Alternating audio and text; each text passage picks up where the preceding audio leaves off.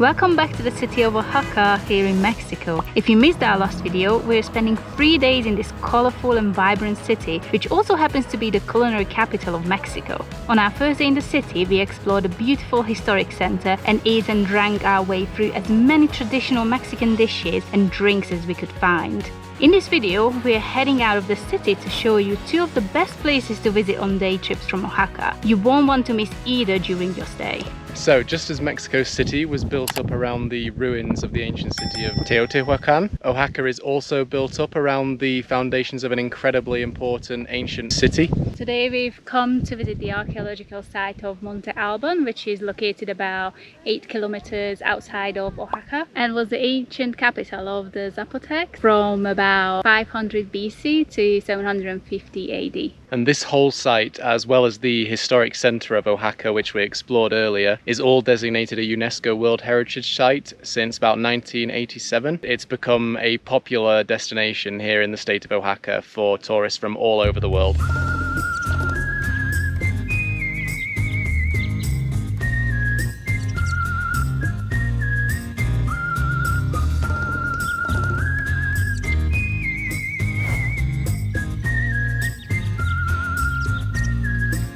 Since it's a very popular site, there are many ways to visit this place. Obviously, you can book an organized tour, which we recommend if you would like to learn as much as possible of the place. You can book a tourist shuttle, which doesn't mean you have to book on a tour. It's just a shuttle bus that runs from the center of Oaxaca up to Monte Alban about every hour and then takes you back to the same place as well when you want to return. It costs about 90 pesos each, but that's for a return ticket. Logistically, it's just so much easier because it drops you like right outside the gate. And it's also about 85 pesos per person to come in. Again, if you want to take videos, it's an extra 50 pesos to pay. We'll pop the location where we boarded the bus on a map for you guys. It was really easy, really quick, so definitely recommend doing it that way.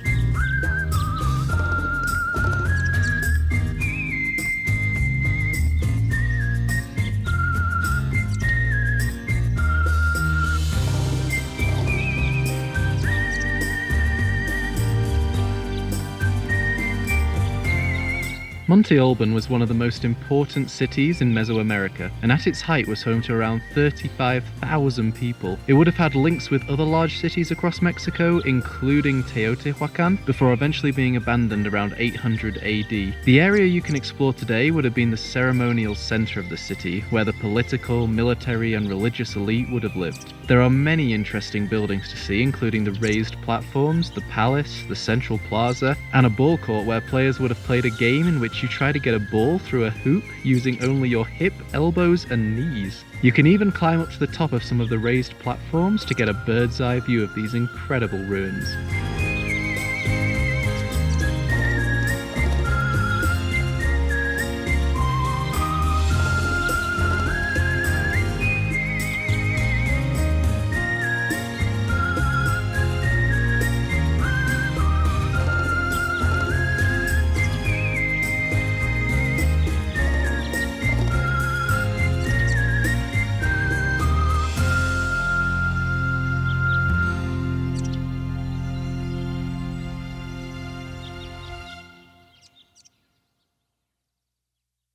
Overall, we've really enjoyed walking around Monte Alban. It's definitely been, I think, our favourite of the 3 sites that we've visited here in Mexico. And although the Mexico City one is the one everybody kind of goes to and it's a very famous one, we kind of prefer this one. As you can see, there are more shades, so you can sit somewhere. Yeah. Teotihuacan had a serious lack of shade. I think it's just too hot. It's the middle of the day. There's lots of people out. There's no shade, so make sure you bring plenty of water. The pyramids over there are definitely massive and very impressive.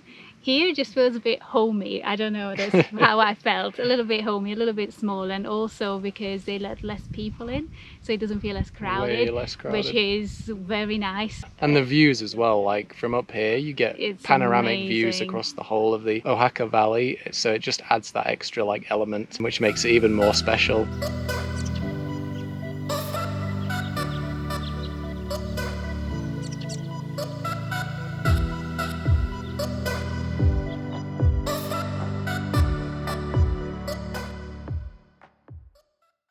Sadly, it's our last day here in Oaxaca, so today we are actually going to do a little day trip about 70 kilometers to the southeast of the city and going to visit a very unique location. In fact, it's so unique that this phenomenon that we're going to see today only exists in 2 places of the entire world, one here in Mexico and the other one in Turkey. The phenomenon that we're going to see is called a petrified waterfall, and the one here in Mexico, in Oaxaca, is called Hierve el Agua, which directly translates to boil the water.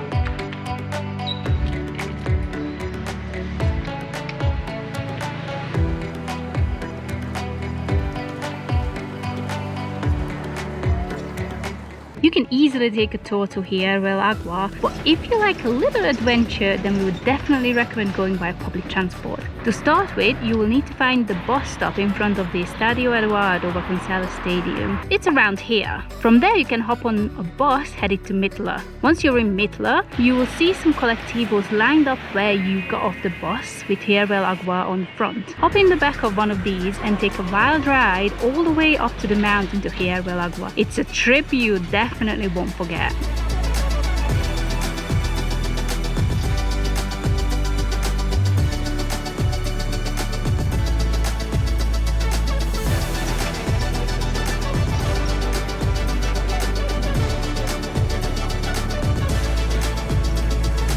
Eventually we made it safe to the entrance, paid about 50 pesos each for our tickets and started exploring this unique location.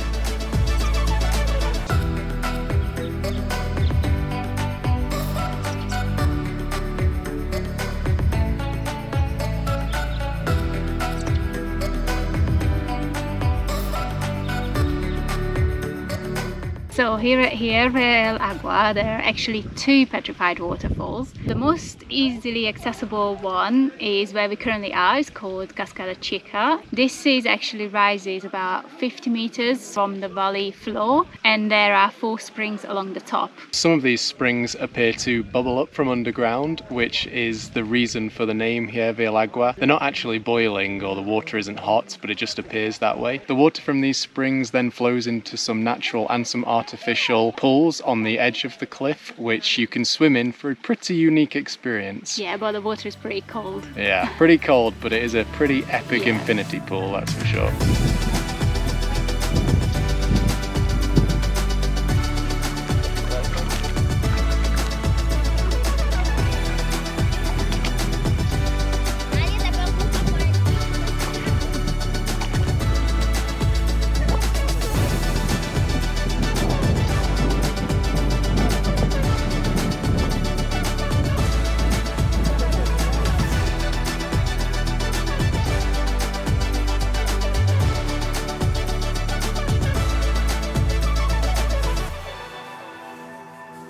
So there are a bunch of trails running from Cascada Chica all the way to the bigger one, which is, you guessed it, called Cascada Grande. Cascada Grande is just to the south of Cascada Chica, really short walk, easy walk. You can actually even see it when you arrive at the first waterfall. It's a fair bit taller than Cascada Chica. It towers about 90 meters above the valley floor, so you really do feel like you're very high up when you're standing on top of it. Unlike Cascada Chica, it doesn't have any artificial pools, so that kind of makes it a little less appealing to some people. You don't really come to swim here, you come here to get a good view of the valley and admire Cascada Chica from a distance as well. A new place, a new home, for a while, let me feel alive.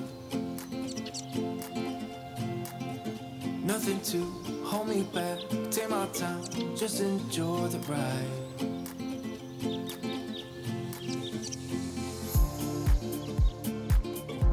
So there is a circular hike you can do as well, which takes you underneath the waterfalls, which is well worth doing because you really get a sense of the scale of these things when you're underneath them, which is something you don't really get when you're on top. It's a really easy trail, easy to follow. There's only one, it's like a big circle route all the way around. Highly recommend doing that if you're ever coming to these waterfalls. I found my way, I found my way.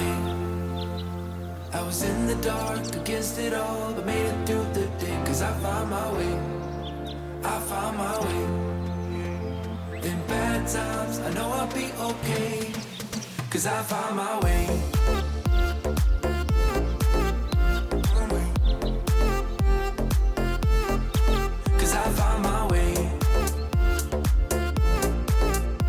so we're just coming to the end of the hike down underneath the waterfalls, coming back up to the top. We're about to head back to the truck that's going to take us back down to Mittler. It's been really enjoyable. We loved it. Yeah, the hike was really nice, and the views are just you just get such a different perspective from down underneath the waterfalls. But no, really great experience, and not too crowded, to be honest. Like, we are here sort of in the off season now, but really not that many people, so you could enjoy it. You could take the pictures you wanted without other people being in them. The only thing that was that we were in here in the dry season, so I think a lot of the pools weren't full, so there was only a couple of the pools that were full. Fortunately, the best ones were full. So yeah, we're gonna head back to Mittler and then back to Oaxaca.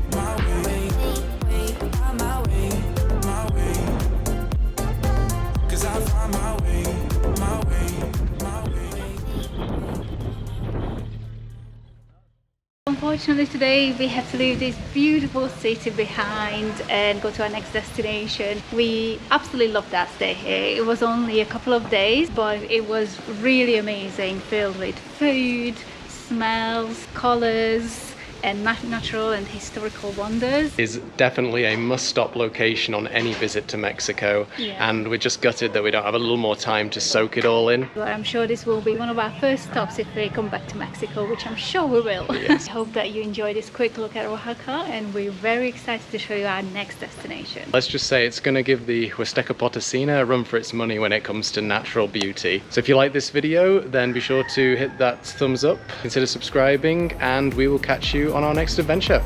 Bye. As I reach out, reach out, reach out, reach out to the sky, I found my way, I found my way. I was in the dark against it all, but made it through the day, 'cause I found my way.